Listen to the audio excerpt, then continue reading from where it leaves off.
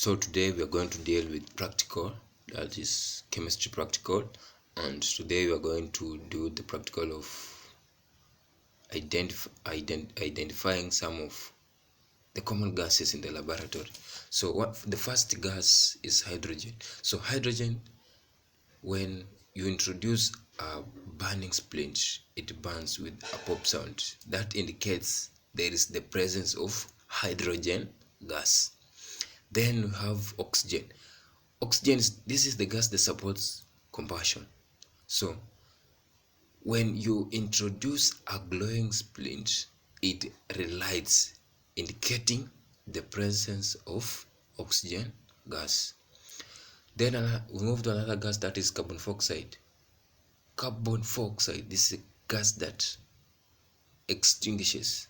This is the gas that is used in extinguishers because it does not support burning. So for this gas, you can test using some of the reagents found in the laboratory, which is calcium hydroxide. So for example, when you introduce carbon dioxide into calcium hydroxide solution, you find that there is formation of a white precipitate. That is it. So when the white precipitate dissolves, when more gas is bubbled through it, that shows that carbon dioxide is present. So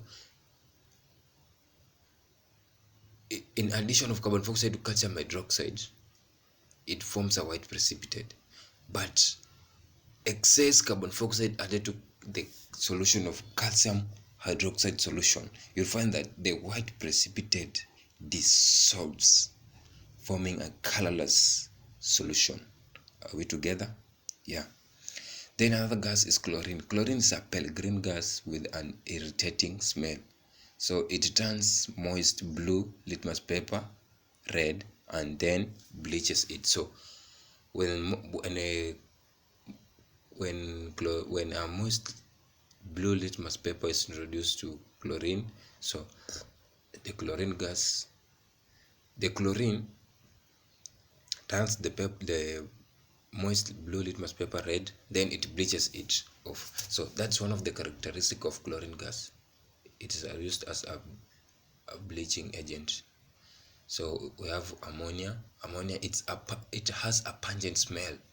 Also, it turns moist red litmus paper blue, meaning that it's acidic. So also chlorine is an example of acidic gas. Also ammonia is an example of acidic gas.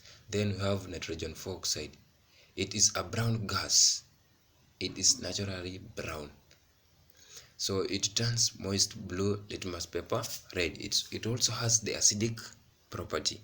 Then we have sulfur oxide. It is a colorless gas with a pungent smell. So it decolorizes pink potassium manganate 7 solution. That would show that sulfur oxide is present. Then we have hydrogen chloride. It forms white dense fumes when exposed to ammonia gas. So hydrogen chloride, it introduced to ammonia, it forms a white dense fumes. The white dense fumes is ammonium chloride. Then you have hydrogen sulfide. It has a characteristic smell of rotten eggs. So when you just go to the laboratory and do a practical and you see you come across a smell that smells a rotten egg, that is hydrogen sulfide. So it also turns the ethanoate paper black. So those are some of the ways you can identify some laboratory gases.